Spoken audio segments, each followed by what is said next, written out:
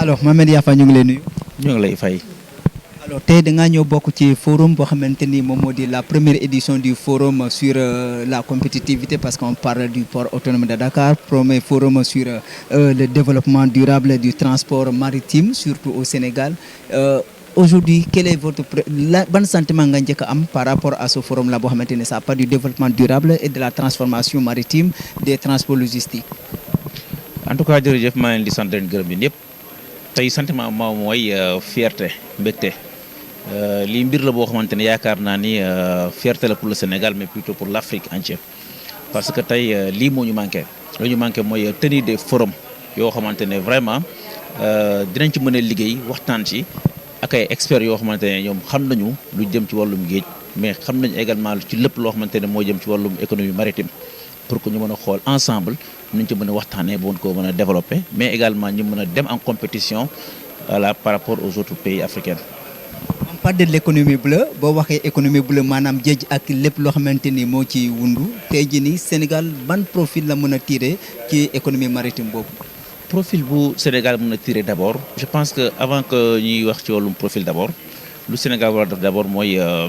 gën a dooleel li nga xamante ne mooy ses ports. Quand je parle de ces ports, moi je parle particulièrement d'abord pour les îles. Donc boo xoolee tey port Dakar lu mu am doole sans les autres ports environnants du mën a dem donc na tey dooleel port Dakar am na solo waaye tamit dooleel tamit port yi nga xamante ne comme mel ni Ziguinchor yu mel ni nekk Kaolack mais également tamit le port bi nga xamante ne moo nekk Ndayane di waaj a ñëw tamit vraiment yooyu ay mbir la yoo xamante ne tey yaakaar naa ne tey bu ci état gënee engagé wu avec détermination ñooñu mën nañoo jàppale li nga xamante ne mooy le port Dakar pour que tey le directeur général du port Dakar tey mën a def liggéeyam convenablement mais également mu mën a tey porter le Sénégal tey au sommet li nga xamante ne moom la ko ñëpp di xaar daal. wax nañ ni loo xamante ni moom moo di yenn port yi parce que Sénégal dafa nekk zone boo xamante ni géej bi moo ko wër boo jëlee comme cité nga sànq Dakar cité nga Rufisque maanaam Bargny Casamance côté Saint-Louis yooyu noonu yan infrastructure solide le Sénégal mën a def mën a abriter bateau yu mag yi. Bon déjà bu ñu déggee lu président de la République wax sànq ci discours am bi mu ngi doon wax ci le port de Ndayane certes man je me dis que tey dooleel le port de Ndayane am na solo. mais tamit dooleel tamit le port Dakar tamit lu am solo la mais ñaar yooyu kese mënuñu yor Sénégal parce que tey boo bëggee def Sénégal tey un exemplaire africain boo xamante ne vraiment dina mën a développer li nga xam mooy l'économie bleue pour man il faut aussi s'investir davantage dans les autres ports environnants kon ma ko waxee sama njëlbéen mooy les ports comme Ziguinchor Saint-Louis ak lépp jëm ci Kaolack parce que sans la décentralisation pour nga développer sa dëkk ça va être très compliqué parce que sinon ñëpp dañu mujj regroupé wu nekk ñëw soit Dakar wala dem fi nga xamante ne mooy Ndayane tey ku tudd port Dakar mën nga tudd port Ndayane donc c'est côte à côte sorewuñu or que tey les autres pays yi nga xamante ne tey muy le Mali muy la Guinée-Bissau ak yeneen pays yi nga xamante ne tey dañoo nekk en compétition ak ñoom tey pour man li nga xamante ne moo ñu gën a mën a may doole tey ak li nga xamante ne moo ñu mën a permettre pour ñu dem en compétition positive ak ñooñu noonu tey mooy lan tey ñu dooleel yeneen port yi fexe ba le port de Ziguinchor ñu may ko doole fexe ba le port de Saint-Louis ñu may ko doole mais également le port de Kaolack.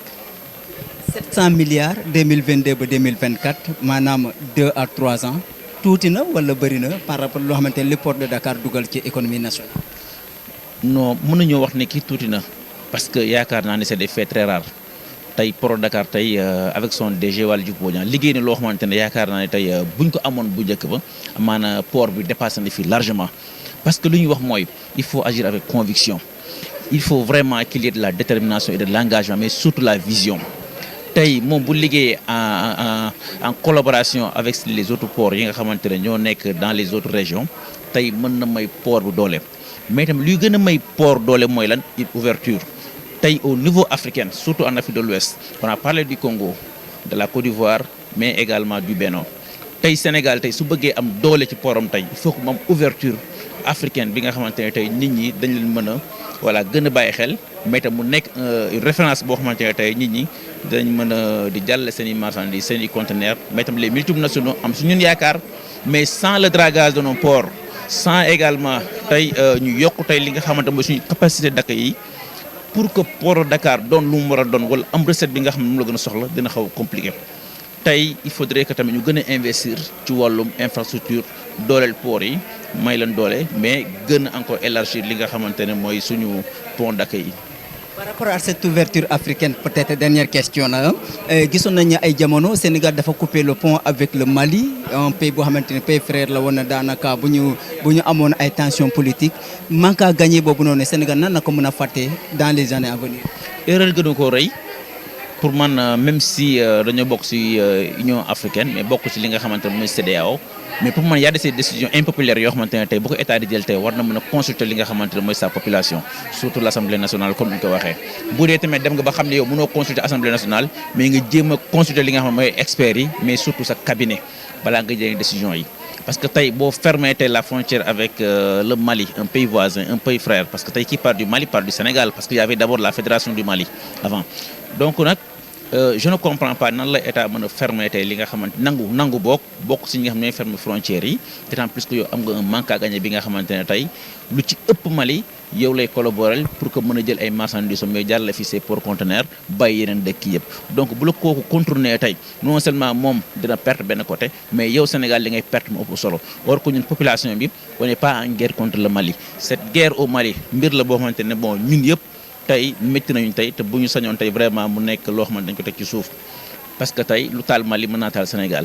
donc nag lu état mën a def mooy bañ a fermer ay frontières am mais jéem a apporter son soutien au Mali mais surtout tey tijji ay portam lépp luy logistique ak lépp luy marchandise wala matériel mën a jaar foofu sans pourtant ñu am benn difficulté mais tamit ñu mën a xool nan la ñuy def ba mën a accompagner les citernes yi nga xamante ne ñoo fi jëlee tey le gasoil ak du matériel di ko yóbbu Mali parce que tey les transporteurs dañoo commencé décourager mooy lan avec ce phénomène là bi nga xamante ne moo am ci corridor bi diggante Dakar Bamako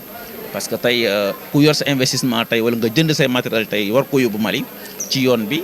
jéey am wala ñu attaqué ko song am ci yàqal la ko vraiment dootu amati envie jaar foofu moo tax nag état bi dafa war a gën a bàyyi xel loolu xam est-ce que réellement lii c'est du hasard wala réellement mbir la boo xamante ne c'est pour détruire le port de Dakar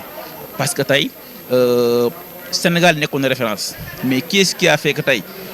du côté de la Côte d'Ivoire Burkina ak yeneen dëkk yi ñun duñu dëgg mukk wala bu ñu koy dëgg tam du bare duñ dëgg ni ki côté boobu taal nañ camion malien yi mais corridor Dakar Bamako bi kese moo ëpp li nga xam ne nañ taal camion malien yi donc c'est une politique de déstabilisation wala c'est une politique pour affaiblir le port de Dakar wala c'est une politique pour décourager li nga xamante ne mooy les partenaires du port de Dakar pour que ñu mën a dem ci yeneen régions yi wala lu mu mënti doon voilà les réelles questions qu'il faut poser pour que vraiment ñu mën a xool nañu daba éradiquer cette situation tey en tant que représentant de ACD Casamance mais en tant que tamit citoyen modèle donc tey îles yi dama bëgg a tey état du Sénégal mu gën leen bàyyi xel gën a góorgóorlu ci wàllum développement bi mais ci wàllum li nga xamante ne mooy seen financement ak seen accompagnement ñu ngi si remercier ki nga xamante ne mooy le commandant Moustapha Niang du port de Ziguinchor mu ngi def kéemtalaay kantanam pour que vraiment ces zones insulaires ñu mën leen désenclaver mais également ñu mën a moderniser li nga xamante ne mooy les ports yi nga xamante ñoo nekk dans ces zones là en l'occurrence le port de Carabane mais également pour la reconstruction et la réhabilitation des autres ports des autres pontons ak des quais de débarquement yoo xamante ne am na foofu noonu mais li nga xamante ne moo am solo ci wàllum quai d'embarquement yooyu noonu et de débarquement bi dëgg naa président jot na ko wax fii sànq lim na li nga xamante ne mooy yu nekk Saloum yu nekk côté Kaolack ak yi nga xamante moo nekk Jifeer dëgg la waaye man tam damay lim yi nga xamante ne moo nekk côté sud surtout les îles Bilis ay dëkk la yoo xamante ne dañoo enclavé wu ci sax enclavement sonal na leen sonal boo xamante ne tey moo gën a yéexal seen développement tey di nga dem ci benn village bi nga xamante ne ça se trouve tey dans la terre ferme mais développement bu muy am dalay jaaxal par rapport aux îles lan moo tax îles yi mënuñoo développer parce que tout simplement tey accès bi dafa difficile mais tamit sortie bi dafa difficile mais tey bu ñu demee tey ba am un programme tey travailler avec des partenaires yoo xamante ne ñëw pour construire leen li nga xamante ne mooy ay pont d'embarquement mais également indi ay gaal yi moderne yoo xamante ne nañ la mën a permettre ñoom ñuy dem ak dikk te du ñu am benn jafe-jafe parce que seen dem ak dikk boobu noonu tey ça fait partie de l'économie bleue parce que ça rapporte également des fonds pour l'État du Sénégal mais également c'est des recettes parce que tey boo xoolee tey chaque jour dina am gaal buy génn ci village yi di dugg li nga xamante ne mooy biiru Ziguinchor wala dem fi nga xam mooy Carabane mais loolu tamit c'est des recettes tey dëgg la dañuy dem ñoom pour defi seen besoin à Ziguinchor mais tamit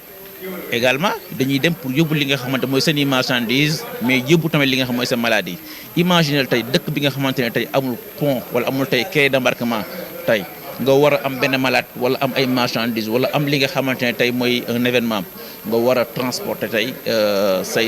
say population pour yóbbu leen ça va être très compliqué sinon il faut patauger dans l'eau et dans la boue pour pouvoir les amener à Ziguinchor donc loo xamante ne mbir la boo xamante ne daal yaakaar naa ni ñun ñëpp ci lañ bokk ñun la population de Ziguinchor la population casamançaise et toute la population sénégalaise ñu joxante main dans la main pour xool nan la ñuy def pour que ñu gën a mën a jàppale dëkk yooyu noonu ñu mën leen may doole ba tey ñu mën a nekk à jour. ñu ngi lay jaajëfal bu baax a baax jërë ngeen jëf